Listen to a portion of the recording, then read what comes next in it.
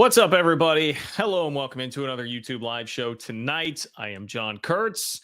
We are still talking college football, the future of the sport, and today we're going to hone in on college presidents, university presidents across the country, because one of them in the Big 12, in fact, has spoken out and said that basically, hey, university presidents are in large part at fault for the deterioration of the sport to where we are at now, and this crazy power structure that is so unevenly tilted toward two conferences and TV ruling everything. University presidents could have figured some of this out, but instead they were too hands off. Now, can they be the ones to come back together and do something about it? They're obviously trying to, in part with the Super League proposal, but I thought the comments of one Gordon Gee were very interesting on that front as he spoke to Dennis Dodd of I'm laughing at he spoke to Dennis Dodd of CBS Sports, but I'm laughing at BR James. You know what? Just for this one, usually I make you hit the $sign for this. I'm going to give you this one. Yes, Richard Linton does still suck. Yes, he does. So we're talking about university presidents here. It will not be Richard Linton at Kansas State who would be saving things. Good work, BR. Good work. That's making me laugh to kick off the show here. Love that. Love that. But there were a lot of nuggets, or at least just interesting discussion points from Dennis Dodd throughout his article. It was a very, very long one about the college football playoff Super League proposal. I will just say, I realize we're in an off-season time where content is at a premium and people want things to talk about, and so it makes sense that that would get a lot of run. But it's gotten enough run in enough places that I think it tells you that like there are some serious ideas here that could make some sense for the future of college football. Now, I am also very much of the mind that, like what Andrew Marchand told me, if you watch the last couple of videos here on the channel, probably it will just be like pieces of their proposal will get siphoned off and used at some point, not this in totality. But hey, either way, I think that means that it is worthy of some discussion here. So to me, it has been legitimized a little bit, this proposal from College Sports tomorrow. It's been legitimized a little bit just by how much discussion there has been in the aftermath of this, and the fact that it was a very, very lengthy article in The Athletic. And I would just highly encourage you. This is not even just hey, I'm trying to promote my own channel, which obviously I am. But man, if you have not checked out the last two videos that I posted, which were an interview with Andrew Marchand back to back, like, go watch those. The last one, I probably, this is a lesson in how you title a video and trying to drive traffic to it. People apparently were not that interested in the private equity discussion, which is totally fine, that I had with Andrew Marchand. But go watch that video, man, because he just offered so much great insight beyond what was in the article about the Super League proposal. And Marchand, that is a guy who's as connected as anybody when it comes to sports media and kind of has been great in this space, this sphere. Remember how ahead on everything he was in the Big 12, Pac-12 stuff. He's also, that guy's a New Yorker, man. He's not somebody that's going to buy into a bunch of BS. And he does legitimately think that there are a lot of ideas here that, especially after we get the ruling on the House case, he thinks there are a lot of ideas here that actually could be implemented. So I would highly, highly encourage you to go watch those videos if you haven't. I thought it was, as just someone who was there being a part of the interview, I thought it was great content from Marchand. So make sure that you go check that out. I will read through a lot of Dennis Dodd's article today, and we will react to that. I also want to talk a little bit about Arizona fans. Hide your eyes. Later on in the show, we're going to talk about a scenario that was floated by CBS Sports. But the reason I'm going to talk about it is not to justify it with any real airtime, because it's a completely hypothetical situation. It's the fact that we have people delving into certain hypothetical situations, anticipating this wild transfer portal period in college football that is coming up this week, I believe, right, is when that opens up. So things may get crazy this week. That's something to watch out for. But I hate kind of the genre that we're going down, the road that we're going down in terms of content surrounding this right now. And I will explain some of that. We're also going to talk about Mark Pope and BYU, and some of that's going to happen right off the top, because I do have a Venmo comment to get to on that front. But I've been seeing some of the reaction from BYU fans to losing Mark Pope. If you remember, I was on here on Thursday night, and it literally broke during the show that Mark Pope was going to be the guy at Kentucky.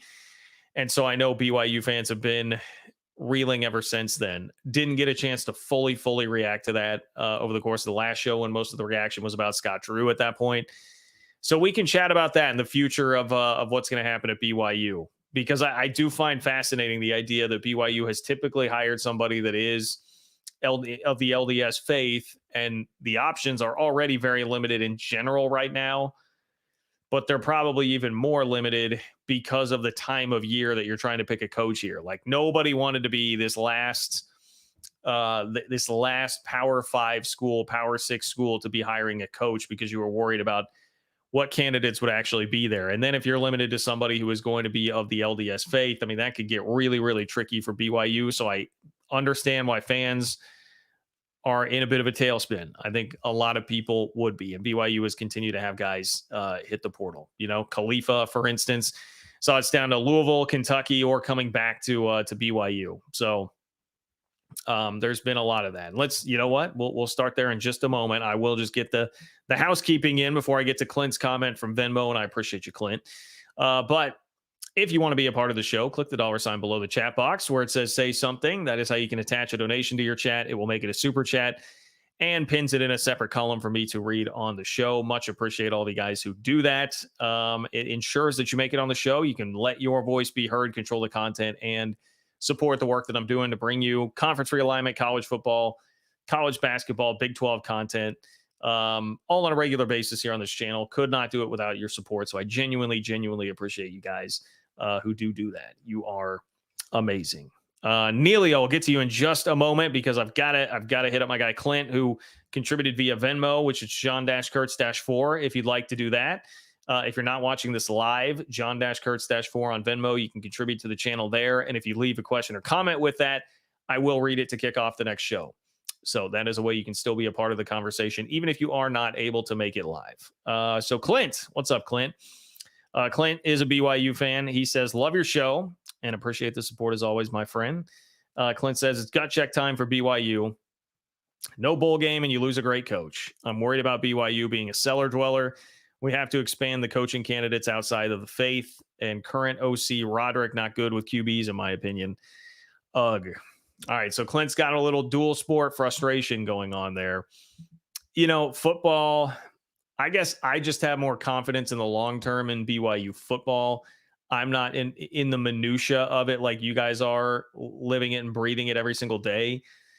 But I just think BYU has done a good enough job with that over the course of time. And I do think there is good leadership in place with Tom Holmoe as the athletic director. I think pretty highly of Kalani Sitake as a head coach. So I feel like BYU is going to be competitive enough in football.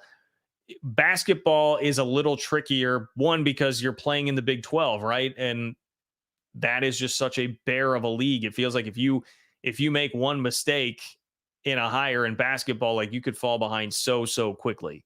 So basketball feels a little bit more dangerous to me. And I already outlined, Clint, like the scenario that you're in, being that it's so late in the process to try and be picking up a head coach. And that's not just from hiring a coach.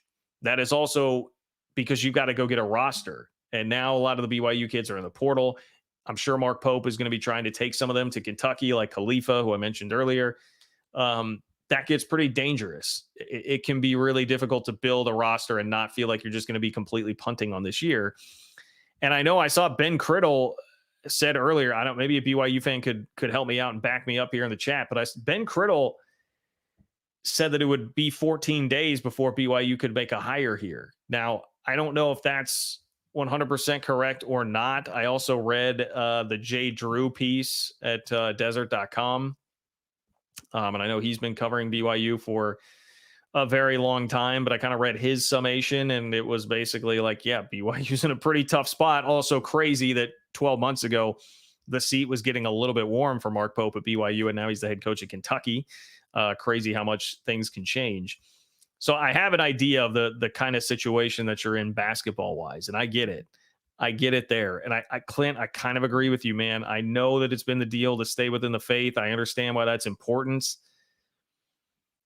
But this is one of those things. If you are taking that jump to the Big 12 and you want to be a real player in big time athletics, that might be something that you have to nudge away from a bit here. Because let me double check this before I say it. Yeah, Mark. Okay, Mark Madsen, who would have been one of the prime candidates there, who's at Cal, has announced he's staying at Cal, so he's not going to go to BYU. That would have been one of the top options there for the Cougars. Like that's another thing that has made this a little bit more precarious now for BYU. One of your big candidates off the board already. So yeah, I mean I looked at like Heartland College Sports. It outlined like kind of a hot board for BYU, and I was going through looking at that. I was just like, oh boy. I mean, there are no obvious names. Now, I think in a situation like BYU's where you might have a more limited pool to pull from in the first place, you would have to be perhaps a little bit more reliant on like your scouting abilities for finding a coach and finding a guy who's going to be a really good up and comer. You might have to lean on that a little bit more anyway. So hopefully the skills would be sharp there for Homo in doing so. But it does not make your job easy. So I don't want BYU fans to be out here panicking, but I certainly understand the concern level right now. That was a really, really tough blow. And especially because it was such an unexpected blow. I guess the best thing I could give you is that I have some real empathy for you as a fan of a school that was in peril of losing a coach, like a week earlier than that, which also was very late in the cycle and would have been one of the last P5s to be looking for a coach, P6s. And I was freaking out about that notion, did not want to have to deal with that. But I get the situation that you're in. I get how dire the straits could seem right now if you are a Cougar fan here. So I would just say times like these, you've got to really trust in your leadership that they will be able to make the best decision possible based on whatever the parameters are going to be for BYU. But man, I mean, I just that late in the process for Kentucky to miss out on the top tier. Look, I think most of us would have expected that they were not going to be able to land like a Jay Wright, or certainly, I mean, pursuing Hurley was, I guess I understand why Kentucky would do it, but it was so ridiculous. I mean, that was never going to happen. And then Scott Drew, most of the people on the Kentucky side and national media were saying like, it's probably going to be Scott Drew, because people have this assumption. And we talked about this on the last show, so I won't spend a ton of time on it, but people have this assumption that like, oh yeah, I mean, of course the guy was at Baylor. Like, of course he's going to take the Kentucky job. Who wouldn't? Because a lot of these national guys have no appreciation for it's really cool to build something at a school that may not be one of the quote unquote blue bloods or like top 10 jobs in college basketball. And that with the advent of NIL, if you just get good on NIL support and you've already got that thing rolling, there's not that much difference between the coaching jobs at this point. Like the gap is not that wide if you can keep your NIL competitive. So it's just not as crazy of a notion to stay as some of them would think. But if you're paying attention, if you're a BYU fan and you're just paying attention to like national narrative here, it's like everybody was saying like, yeah, of course it's not going to fall below Scott Drew. Like Scott Drew will take it. And then Kentucky fans, the Kentucky media, of course, is saying, well, yeah, he's leaning toward taking it. Oh, the Baylor media is going to tell you it's 50-50, but he's leaning toward taking it because it's Kentucky. Of course, like that's what more do you need? But he didn't. He didn't take it. And then even beyond that, you would have thought, well, Billy Donovan is still on the board. That's probably somebody they're going to want to wait for. And if they don't, there's a Bruce Pearl, there's a Sean Miller. Like there had been a bunch of names that had come up before Mark Pope's name kind of got thrown in at the very end there for the Kentucky search. So I can see how you would also just be very blindsided by the fact that it got to that point. I'm still pretty stunned by it. I really am. And I have a lot of respect for Mark Pope. I think he definitely would have been very good at BYU. I think they had a fabulous year, and I can understand why he was an attractive candidate to Mitch Barnhart at Kentucky. But I also is he ready for the bright lights of Kentucky? I don't know. I'm still not totally sure about that. We'll see how it works out. But I guess all that to say, that sucks for BYU. Like, I really understand how painful that is and how rough of a situation basketball feels like right now when you just had a year where you won in Allen Fieldhouse, you beat San Diego State, you beat Iowa State, you beat Kansas. Like it was a hell of a season, hell of a first year in the Big 12, and you don't want to just lose that. And the stakes just feel so much higher with NIL and free transfer, free for all right now in college hoops. timing on the calendar ain't great. So I wish you guys nothing but the best, Clint, in finding a coach. And I will be very interested to see how this hiring process goes and plays out, because time is of the essence. You don't have a lot of time to waste. And if it is true that you're really going to have to wait, if you're really going to have to wait a week or two, yeah, that's going to be tough. I'm scrolling through the comments here to see if anybody had, yeah, boy, BYU fans, not okay. So many assistant non-LDS coaches and only one non-LDS head coach. Okay. All right. West Virginia fans also don't seem to be very into Gordon Gee. I've picked up on that, or Gordon Gee. Is it Gordon Gee? I think I did hear someone say Gordon Gee. I've always said Gordon Gee. Somebody, West Virginia fan, tell me, is it Gee, like with the hard G, or am I G? Yeah, we're about to get into what can save college sports here, but I just want to make sure I'm pronouncing that correctly. All right. So West Virginia fans are not a fan, but he's at the forefront of college sports tomorrow, and that's what we're about to talk about here in just a moment. But Neilio, let's say hello to Neilio. Appreciate you, my guy. Thank you for being here. Neilio says, good to listen to your show again, John. Here's to a fantastic show this evening. Hashtag Go Cats. Yes, Go Cats indeed, Neilio.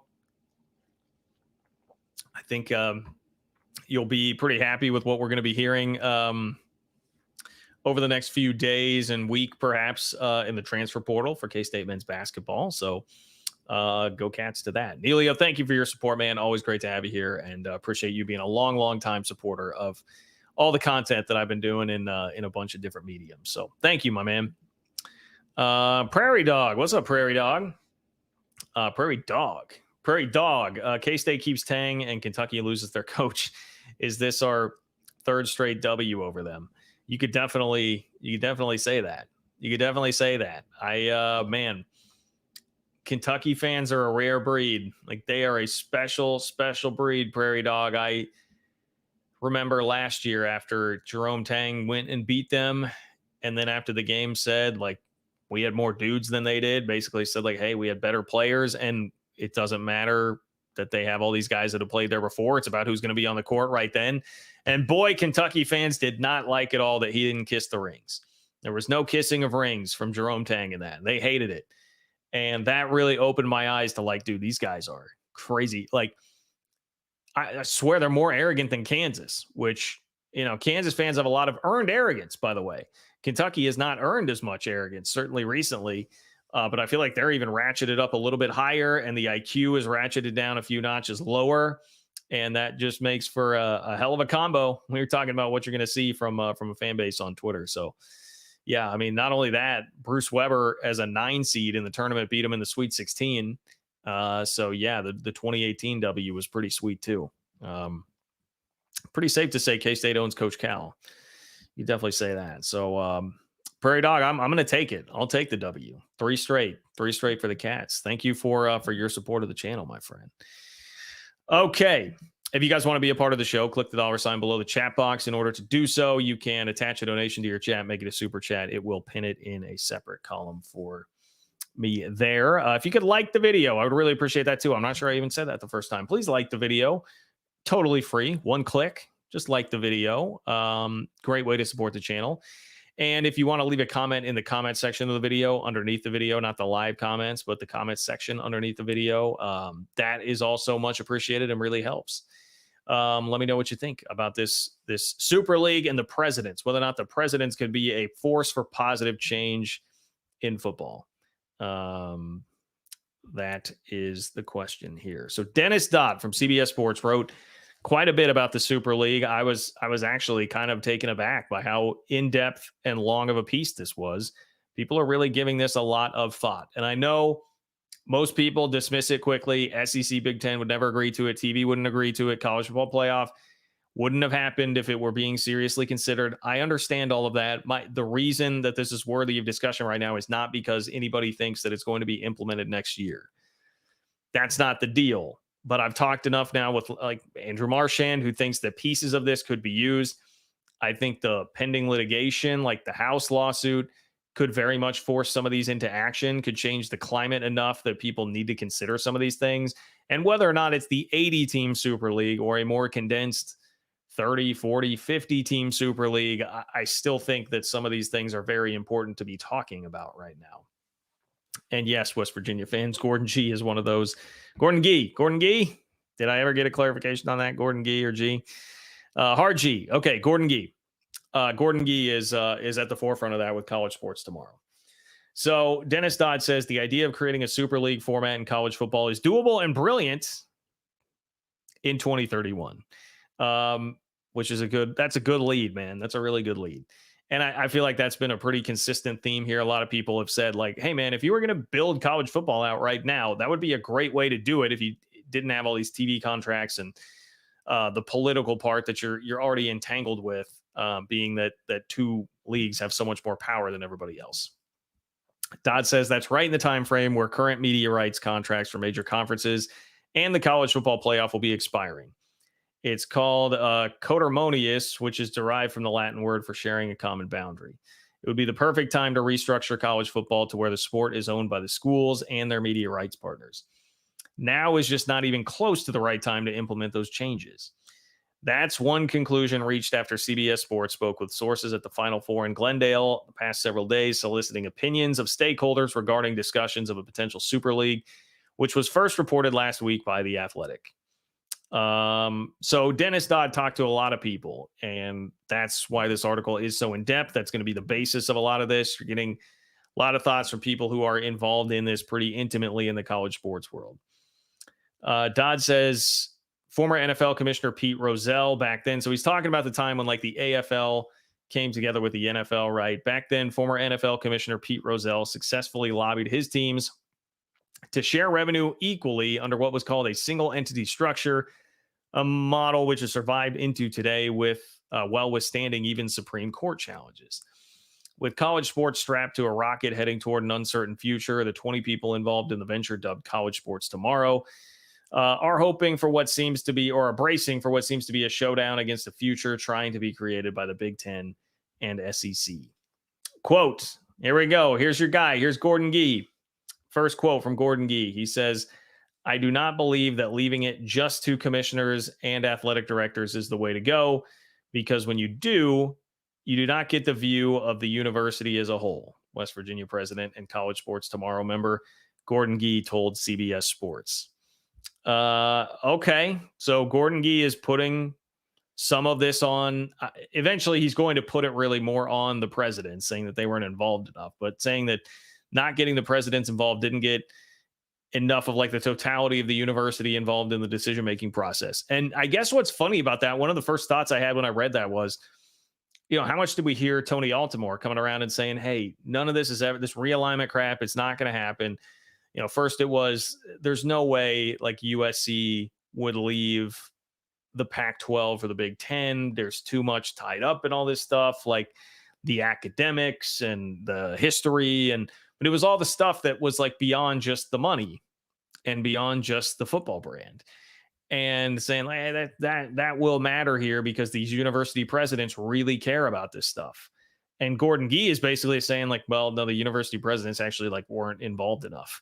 And maybe if we had been, we would have voiced our opinion more about that and the totality of the university, and things would have been a little bit better here. So I did think that was kind of funny, where I was like, man, Tony's got to be somewhere like nodding his head like, yeah, you guys really hung me out to dry on that one.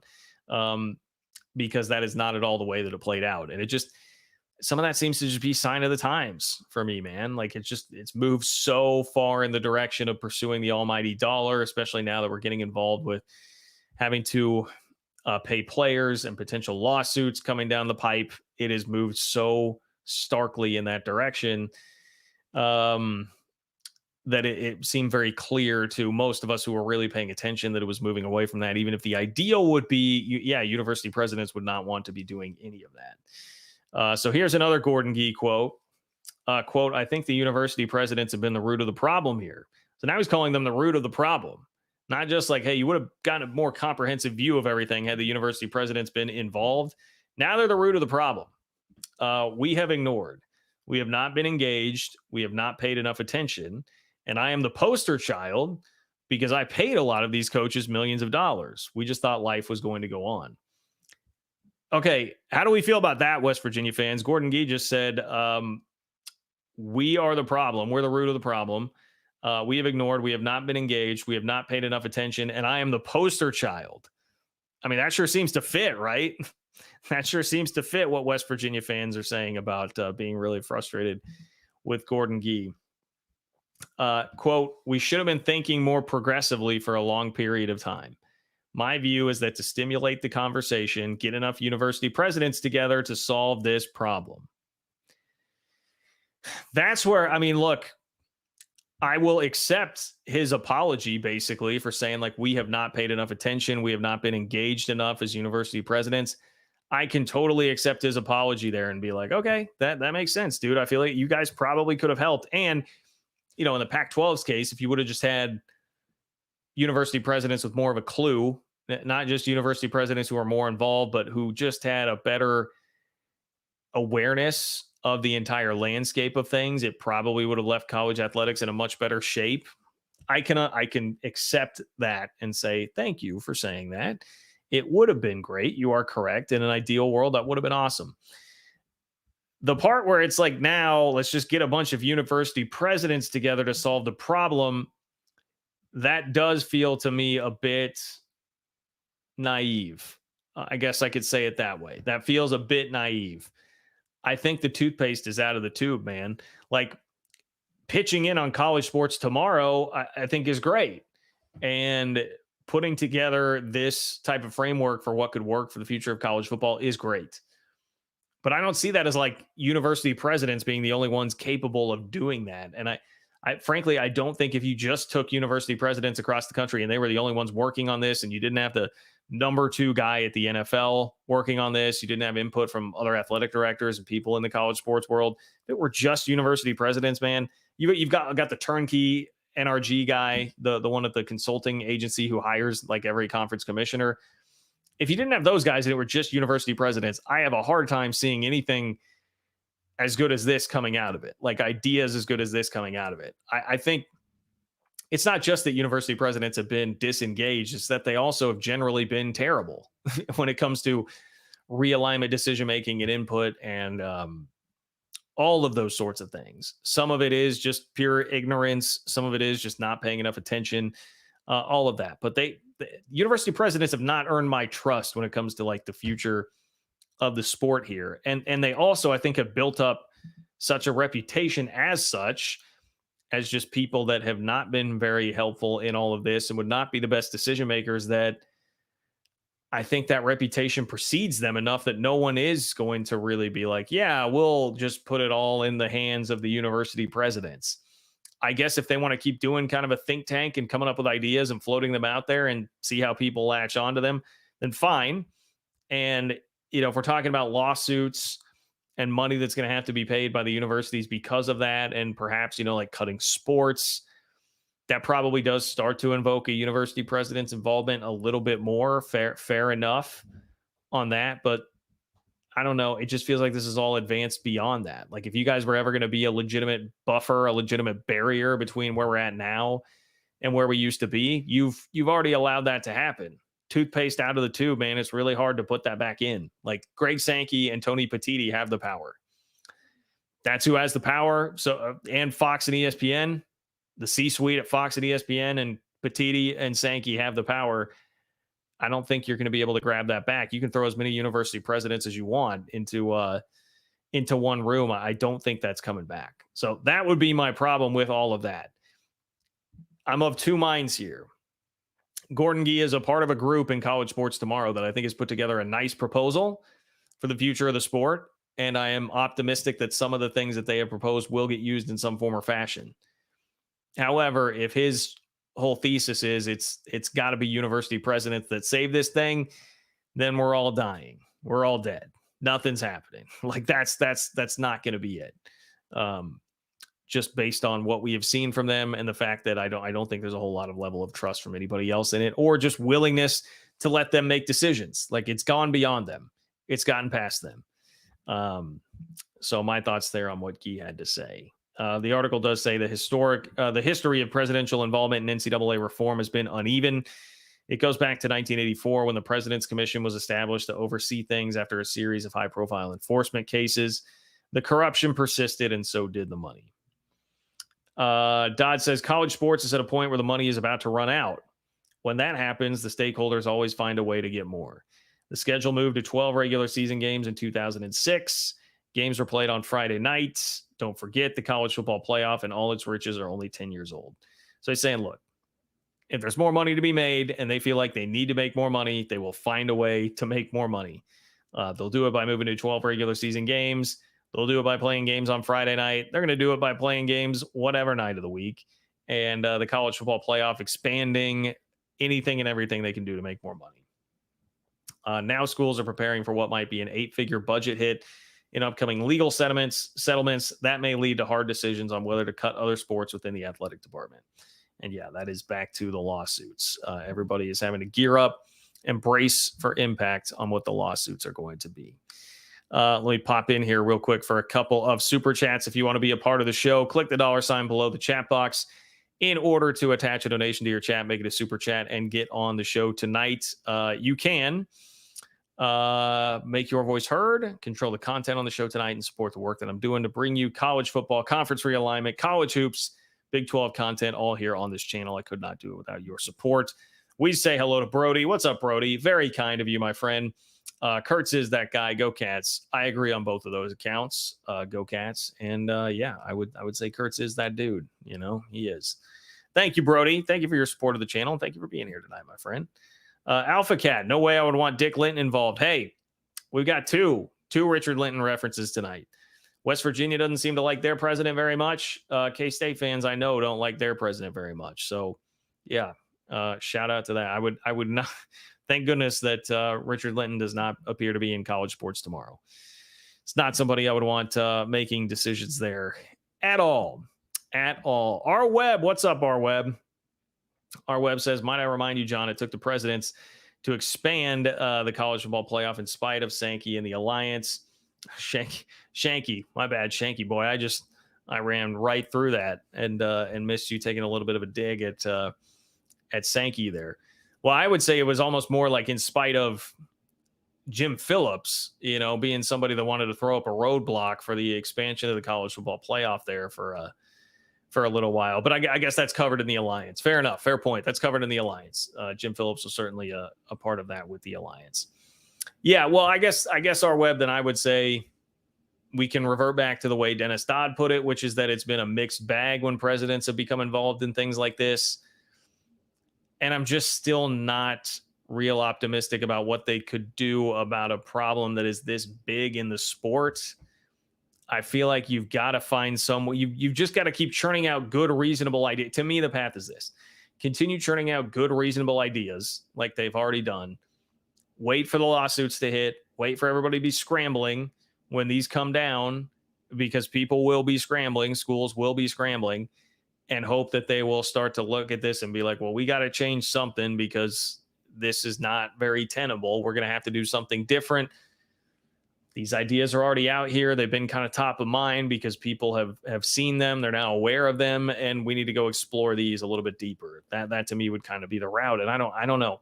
If university presidents can legitimately really help with that, then fine. I don't have a lot of trust that they're going to be able to. I think it would be much more, maybe university presidents within the SEC or Big Ten, I guess, could push and be like, hey, guys, we're in a bit of hot water here. And they would have to put the heat on Sankey and Petiti to then do something, which would then force the TV networks to maybe do something, although they could get involved with parts of this and probably still working under the current TV contracts.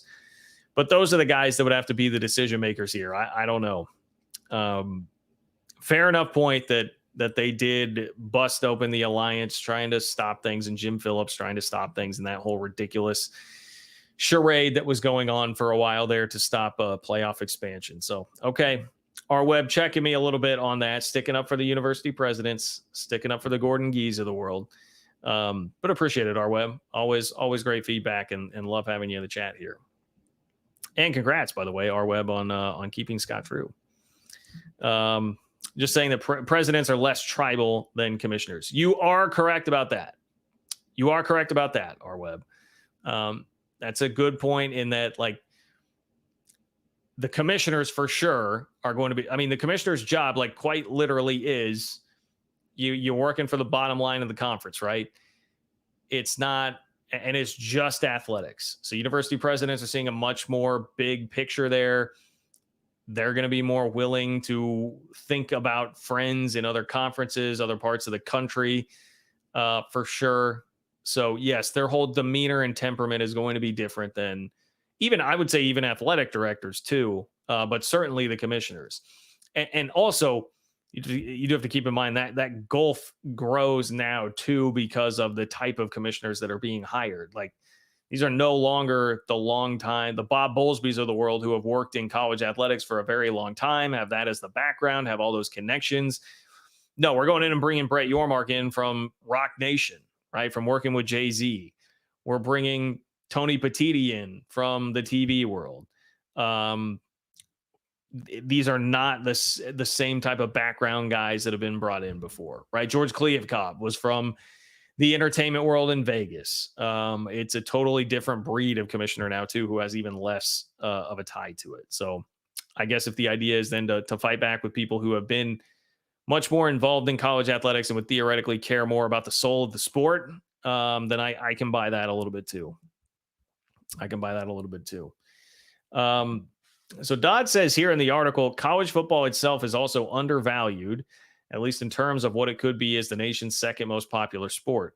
One College Sports Tomorrow member projected an annual revenue of a super league between 3 and 16 billion annually. All of it is preliminary, but it's clear there's a line to be crossed in the future. And I think I left this part out. When he got to 3 billion to 16 billion annually, I think he chopped out the 3 billion that would come down to like 25 million a school, which is obviously way less than what the SEC TV contracts are now. The SEC have Big Ten TV contracts, so that might not make sense. Dodd says at its core, Super League would cause a de facto alteration of the Big Ten and SEC, dividing the game at the top into 10 7-team leagues. It would require the Big Ten and SEC's powerful commissioners, Tony Petitti and Greg Sankey, to at least consider relinquishing some of their power if college football was to be overseen by an overarching commissioner and a board of directors. That's a deal breaker before the first meeting. And yeah, a lot of the discussion here from folks across the landscape has kind of begun and ended right there. That's a deal breaker. They're not going to agree to it right now. Again, we push this conversation forward a little bit because think about the future and perhaps some, but not all, of these ideas being adopted together. Also, the new college football playoff contract wouldn't have been agreed to last month if a Super League was on the table. Unsurprisingly, the Big Ten and SEC have yet to take a meeting with College Sports Tomorrow, and the Big 12 has not either. And that was one of the things that I thought Andrew Marchand did a really good job laying out some insight toward in the last couple of videos that I did with him earlier this week, where he said, hey, that's all about just not upsetting the new TV partners, specifically with the Big 12. Because, like, you could understand on multiple levels why the Big Ten or the SEC wouldn't take a meeting and just be like, look, we don't need this. We've got the power. Why would we change anything? We're not going to do anything here. And at the risk of upsetting a TV partner somehow over this, like, no way, fat chance. The Big 12, you'd be like, well, I mean, look at the advantages of this for the Big 12 if this were to go through. But Brett Yormark just scored this huge TV deal that saved the life of the conference. You don't want to then go back and do something that's going to get you a little bit crosswise with Fox and ESPN. He understands the value of that long-term to the league. And so that struck a chord with me. Like, okay, that makes sense.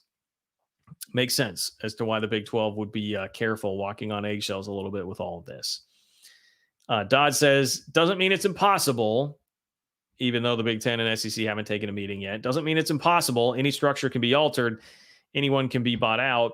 This is a discussion being had, and it's not like the commissioners have all the answers. One powerful Power 4 administrator, when asked about a Super League, said, we have to keep an open mind. That's not just about potential Super League, but also the future of college sports as a whole. People have talked for years about the possibility of creating a separate structure for the schools. NCAA President Charlie Baker said this week, it's probably a decision that should be made by them and not the NCAA. Okay, but I want to focus in here on the administrator. One powerful Power 4 administrator, when asked about a Super League, said we have to keep an open mind, and that's not just about potential Super League, but also the future of college sports as a whole. I really just wonder where that came from. Like, this is where I wish Dodd would clarify a little bit more when he's saying a powerful, power forward administrator. This comment makes a much different, it resonates differently for me if it's a Big Ten or an SEC administrator versus a Big 12 or an ACC administrator. Because if it's a Big 12 or an ACC administrator, of course they're going to be saying we've got to keep an open mind. We've been saying for like a year and a half, 2 years on this channel, the Big 12 needs to have the most open mind of all, because you've got to be willing to play games on weird nights, get in bed with the gambling companies, whatever it might be, to earn extra revenue. If basketball, decouple your basketball, go to Mexico and try and tap an international market, all these things that we've seen the league do. You need to be doing that, because that is the way. You can't just compete playing the same conventional way with the Big Ten and the SEC that you've been doing things, kind of like what the Pac-12 seemed to think it could do under George Kliavkoff. You can't try that because it won't work. So you've got to really keep an open mind there. If it's a Big Ten or an SEC administrator saying that I might actually have like a tiny bit of optimism about that. Like, all right, somebody within that conference is thinking, hey, we should have an open mind here about a super league. We've got to be worried about the lawsuits, how much the House lawsuit's going to cost us, what happens if we've got to go collective bargaining and all of that, like saving the soul of the sport long term. Maybe there's some thought to, hey, we should keep a little more open mind to, like, not just short-term cash grabs here and what's the better move long-term for us. It's wildly different for me, basically, depending on what league that came from. So I don't like just cloaking it in power four administrator. I want to know what league that is coming from, because it doesn't mean a whole lot to me if it's the Big 12 or the ACC. Dodd says, based on the conversations, revenue generated from a super league would help fund the minor sports at risk. The money would account for compensating players in some fashion. A single entity with which to negotiate gives players with or without a union an easier route to collectively bargain. Quote, what I've heard both sides say is if you aggregate it, the value is going to go up and it's going to be more valuable for the networks, said one CST member. We all know a monopoly is more valuable than not. That's why they don't allow it. You'd have to get a congressional exemption, show them you've got enough money to pay for everything. Yeah, that is the idea. And I asked Andrew Marchand about that in the interview that I did with him. Like, hey, they say there's going to be more money in this. Is there actually more money in this? I get the theory that being able to much more directly influence where your games are going to be, what TV slots, like have it down to more of a science where you can more scientifically engineer maximum eyeballs on a game by controlling it all and not having to just work off of different networks. Like, theoretically, I guess I could see how that's a theory where it would produce more money, but it's hard to argue with.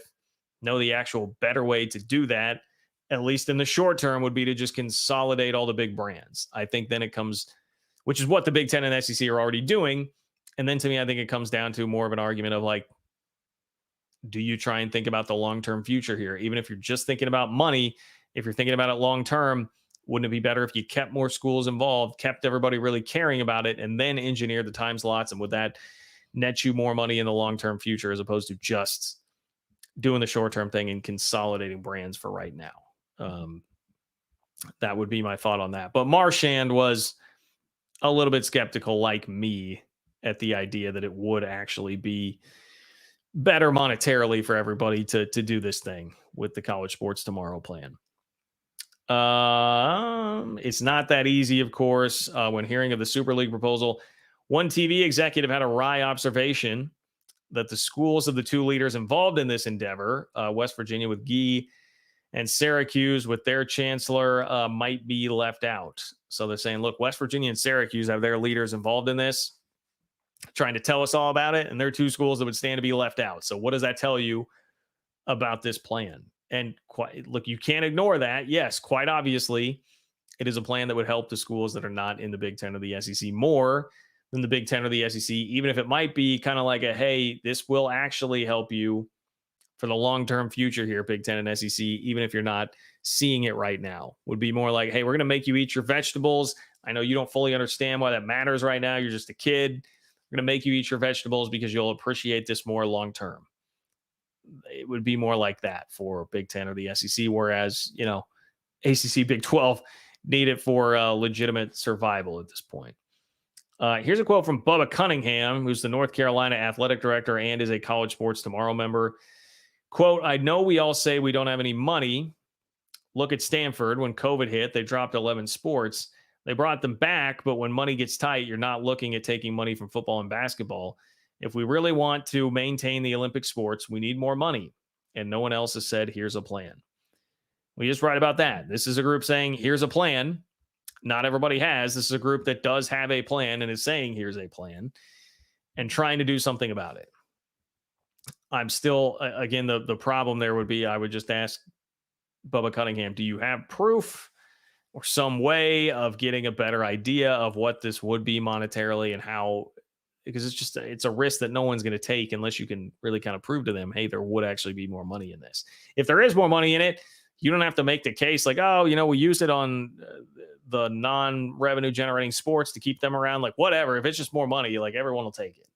So if it truly is more money, that wouldn't be a tough sell. Considering realignment happened because the Big Ten and SEC were able to assemble the game's top brands into 2 leagues, why dilute the pool? Gee says 80 teams is a floating figure. We are talking at 10,000 feet. When we get to 1,000 feet, all those questions you have might become clearer. In reality, only a handful of schools would need to be added for an elite league's formation. This is the part that Big 12 fans, we're not going to like this part of the article as much because Dodd is like, hey, look, 80 teams is a lot. What if you just cut this down a little bit? Says in reality, only a handful of schools would need to be added for an elite team's formation. Think of Florida State, Clemson, North Carolina, Notre Dame, Miami. That's about it. So Dodd's like, hey, man, you can just shut the door at Florida State, Clemson, North Carolina, Notre Dame, Miami, and be done with it. If you want a nice, tidy Super League, think of somewhere in the area of 50 schools. 50 schools. Okay. Scary when you see Florida State, Clemson, North Carolina, Notre Dame, Miami, because then you're like, well, shoot, like now that'd be what, like 34? Do I have the math right on that? Like 34. If you're going to expand it to 50, now we're talking. You got a shot. If you're a Big 12 school, you got a shot here. A longtime TV consultant told CBS Sports last summer that the top 40 teams. Okay, I think I misspoke on this figure from earlier. Longtime TV consultant told CBS Sports last summer that the top 40 teams could be worth $1 billion as a single entity. That figures to $25 million annually.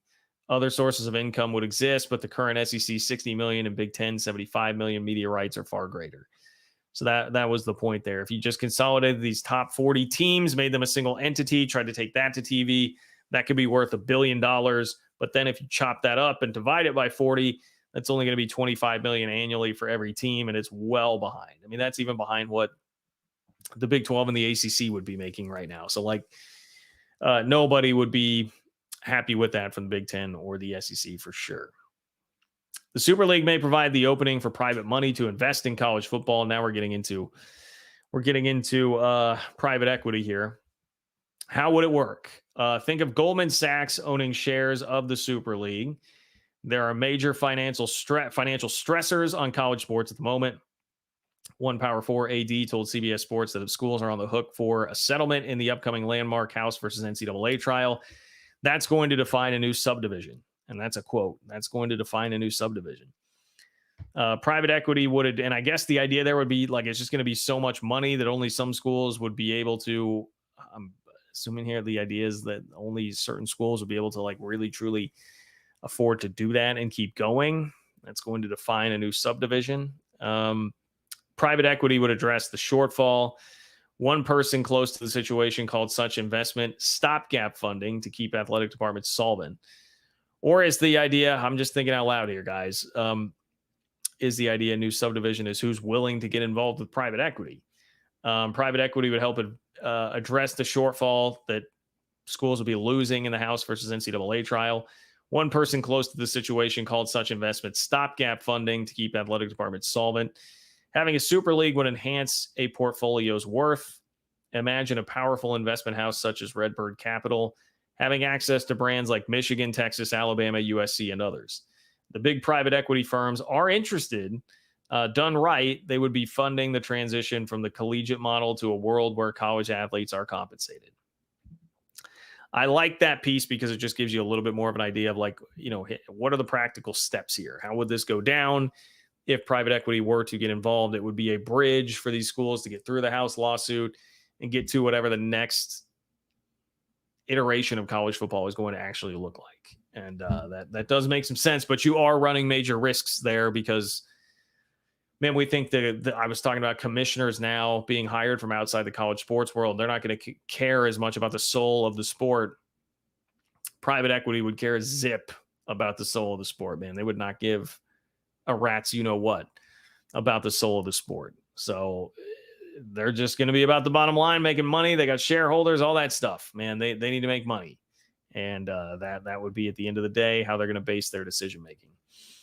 There was a little bit of talk of untethering media rights deals from Dennis Dodd here, which would be like the current TV deals that are going for the Big Ten, SEC, Big 12, ACC. He's talking pros and cons here. He says the process of unraveling these deals to account for a new entity almost makes this discussion a non-starter. However, there are two look-ins in the new college football playoff contract that account for more realignment before 2031.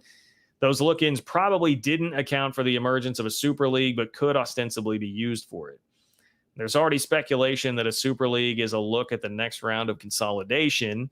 Instead of realignment, conferences would cut existing members not up to standard. So, yeah, he starts bringing that up. People have asked that question a lot. When are we going to see the Vanderbilts of the world getting chopped away from these conferences? Boston College, schools that aren't pulling their weight in terms of brand or winning, prestige, whatever. And that is basically the way that it could happen, is if you go to a super league that's a more condensed super league, your 40, 50 team super league. And actually that would be music to Big 12 fans' ears. Hey, maybe we've got more of a shot if Vanderbilt's going to get kicked to the curb. Opens up a couple of extra slots for us. So your super league could be a way to basically cut the bottom of the SEC and the Big Ten out. And there's a lot, especially in the Big Ten, man. There's a lot of crap at the bottom of the Big Ten. We're talking about Big Ten football. Dodd also says painful, yes, when he's talking about Alabama getting rid of Vandy. Painful, yes, but we've already seen the Big 12, or the Pac-12 rather, collapse with Oregon State and Washington State cast aside. The Big 12 almost died after Texas and Oklahoma announced their intentions to move to the SEC. The Super League takes those cuts to the next level, putting in question whether the Vanderbilts, Syracuses, and West Virginias would be in the top 50. Now, that seems like a bad shot, going after West Virginia, especially in the same damn article where Gordon Gee is being quoted here, Dennis Dodd. Did we have to include West Virginia with Vanderbilt and Syracuse? I mean, West Virginia is out here doing a whole hell of a lot more than Vanderbilt and Syracuse. All right. I will stick up for the Mountaineers on that. They're also a big university in a state, like they are the state university. They don't have any real competition there for West Virginia, like in the state, man. I that seemed like a bad example to roll out there.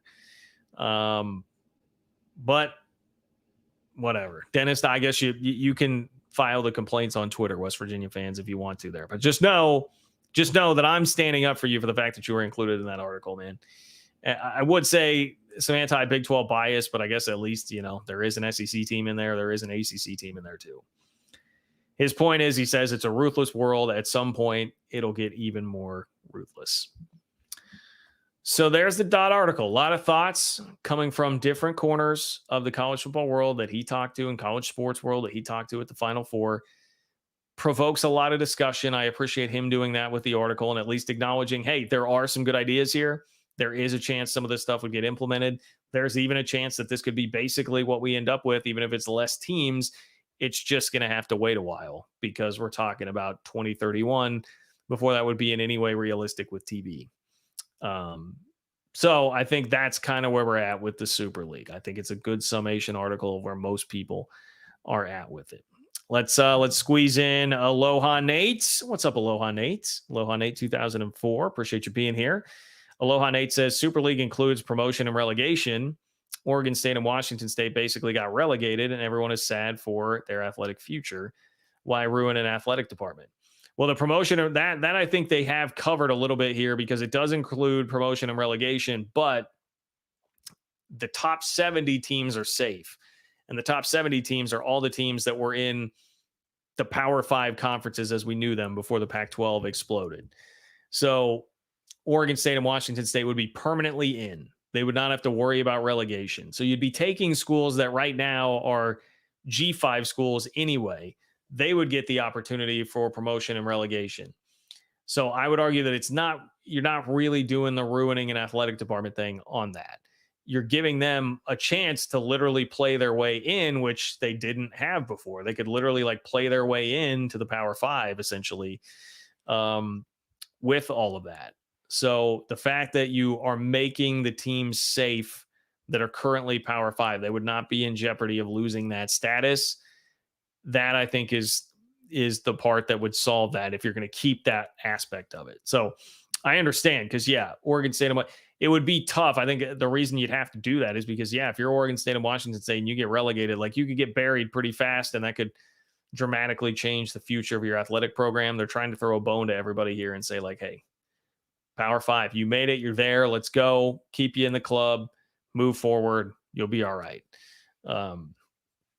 So I did want to just say that it would not be ruining like the athletic departments of anybody that's in the current Power Five. And I don't think it's fair to say you could be ruining an athletic department under this scenario if it's a G5 school that's just getting more of a chance to play their way in. You know, like Boise State. Like think about the Boise State example when they were really rolling, beating Oklahoma in the Fiesta Bowl, like that Boise State. You know, they would have played their way up in there and they would have been there for a while and had the opportunity to compete with everybody at that level for a long time based on the way that they were performing. So it would have been better for them than what it is currently, even if they eventually fell back someday. So I don't think it would really be ruining, but I understand why you bring up the point because it feels now like Oregon State and Washington State did have their futures ruined. And certainly they basically got relegated.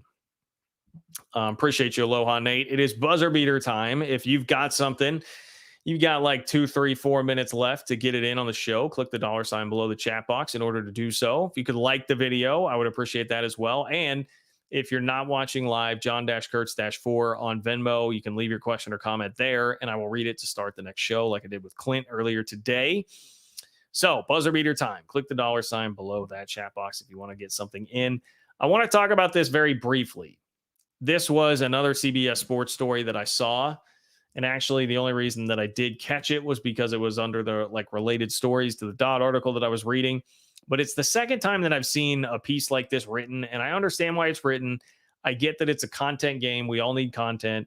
I understand how it happens. I just really don't like that this is like a brand of content that we're starting to produce. This is a way that we're going down this road of handling the transfer portal now. And in particular, everyone's latching onto it this year because it's been rumored that it's going to be just a wild college football transfer portal season in the spring. But this was written about like nightmare scenarios that could play out in the spring transfer portal in college football. And so I saw Arizona. I saw like an Arizona picture there, and I immediately knew, I'm like, okay, he's gonna send Fafita and McMillan away somewhere else. That's clearly what's going to happen here. And so, yeah, that's the headline is Arizona Stars look elsewhere. Arizona quarterback Noah Fafita and wide receiver Teteroa McMillan bucked the new college football trend when they decided to stick around after former Wildcats coach Jedd Fisch left for Washington. Despite some significant transfer losses elsewhere, those are two elite building blocks for new coach Brent Brennan. They combined for more than 1,000 yards last season. But since the first transfer window closed, both have maintained that they're happy with their current situation and have no intentions of entering the portal. So did Oregon State running back Damian Martinez, who's currently searching for a new home after electing to take his talents elsewhere. And that was a big story. He was set to get paid, I think it was $400,000 by Oregon State this year, and decided to bail on them anyway. In particular, Fisch could try and drum up his connection with McMillan. So not only is it speculating about them leaving when all they've done is say that they're happy with their current situation, speculating about them leaving to go to Washington with Jedd Fisch, which obviously is, that would be the worst case scenario for an Arizona fan. I get why this is happening. I get why it's content that they feel like people will read. It's definitely going to generate a lot of discussion and people are going to get mad. And that's probably a part of the idea here. And I understand the content game. I'm in it. I get it. So I don't want to be too hypocritical here in all of this, but I don't like this I saw another site doing this recently too that I read quite a bit with like nightmare scenarios and was just like, okay, guys, like, do we? Because I think it is in some ways like a little bit dangerous, man, a little bit dangerous. I'm aware of a situation recently. I have to speak in very vague terms of this, but where somebody just throwing out like a fairly reckless might be a little bit too strong, but just what seemed like a harmless prediction on something actually turned around to be used in recruiting against that school when the person who wrote about it was really just kind of speculating and throwing something out there for the sake of doing it. And it wound up hurting another school because it was used in like a piece of negative recruiting. So I just don't like the idea of like, hey, these guys have all said they're fine and they're going to stay and they're good and locked in. But let me just float on a high profile site like CBS the idea that they could leave just to stir the pot. And then, who knows who reads this? People read things and just react instead of responding, and react instead of like actually reading it and seeing what's happening here. And that this is just merely pure speculation out of thin air. But someone might say, well, it's a CBS article. This guy's from CBS. Like, they hearing something? Like, what's going on here? And it could just cause unnecessary drama it could just sort of will some of this stuff into happening when it perhaps otherwise wouldn't have. So I don't love that that's a genre that we're going down like content wise right now. I really don't. That's not a unique critique of CBS. And again, I understand we're in a tough part of the calendar for content, especially if you're writing about college football. I understand how you need to get clicks and things need to get going and like you got a job to do. But I feel like we should be careful with this one. We should definitely be careful with this one. And it's going to get people mad, man, because feelings are very, very raw right now and are going to be, I think, as we see how this portal season plays out in college football. So strap in for a crazy week. Hopefully none of that comes to fruition, but for Arizona fans' sake and for the Big 12's sake, I didn't like seeing that. I've seen people already firing up the speculation about like Ollie Gordon again for no reason other than like, hey, this is one of the best players in college football. He's staying at a school that's not a power in the Big 10 or the SEC. That's basically it. You could just go down the list if you wanted to with schools like that or players like that and just say, well, hey, what if they leave? Because they're not where I think they should be, Anyway, not a huge fan of that. All right, we'll squeeze a couple more super chats in here. Appreciate all of you guys immensely, like my dude, Alan. What's up, Alan? Thank you for being here, Alan. Alan says, glad that Tang is staying. He's a class act. Thank you, Alan. Love that. Seems like Kansas fans. I did see that sentiment from a lot of Kansas fans, but some of them were more in the way of, I'm glad he's staying. Yes, it's good for the rivalry, but also because it's just good content. He's good for content. And I can understand that. If you're the rival fan, like Jerome Tang is definitely going to give you a lot of content. I love him to death, love him dearly, love his style, love what he's doing. I also understand how it lends itself toward the opposite side of that, feeling like they got a lot of content for it. But yeah, definitely appreciate that, Alan. I was worried for a minute there, but now I feel so much better about where things are at with the university relationship with him and how things are solidified here. So I'm ready for next hoop season, man. I really am.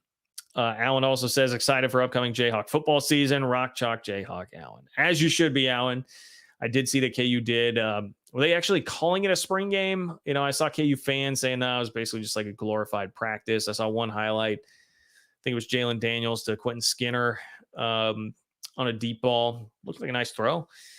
But that's what I got on the Kansas football front right now. It'll be a very interesting season to see how Leipold reacts to losing the best members of his assistant coaching staff from last year. Basically, they took some hits there, made seemingly some decent hires on paper, decent to good hires on paper, but got to go prove it out on the field. So we'll see. Should be good.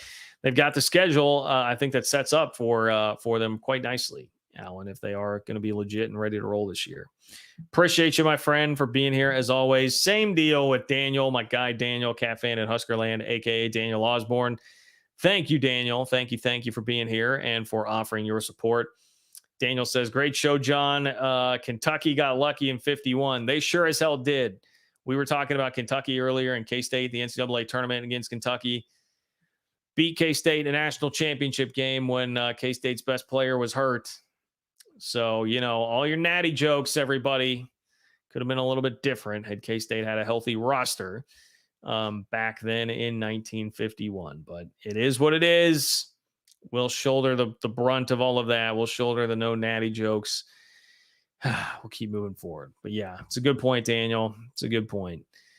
Kentucky fans, if they were smart, they would throw that back in my face. But you guys remember what I said about the IQ there of at least what I see from the internet Kentucky fan base, right? I'm sure there are some exceptions, but the rule does not appear to be good from what my interactions have been.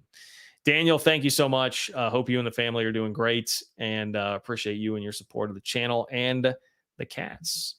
That goes for all of you. Thank you for being here tonight. Thank you for bearing with me on a show that started a little bit later. I was slightly late here, slightly late today. But thank you so much, everybody, for being here. Tell your friends about the channel. Spread the word on social media or via word of mouth. If you're on Instagram, Twitter, Facebook, Threads, wherever you're at on social media, let other fans of college football, of the Big 12, of your team know about the channel. Let's continue to grow this thing. If you could like the video on the way out the door, that is much appreciated. It really helps with that YouTube algorithm. And let me know what you think in the comments about the future of college sports, tomorrow's proposal. Do you think it has any shot? Are you for presidents being actively involved here and trying to save the sport? Let me know in the comment section of the video. And John-Kurtz-4 on Venmo. If you didn't catch it live and you want to throw your question or comment in, you can do so there, and I will read it to kick off the next live show. So you can still be a part of it all. All right, I think that's going to wrap it up for me. I will talk to you guys very, very soon. I appreciate you all being here, and have a great night. Have a great start to your week. We'll see you later.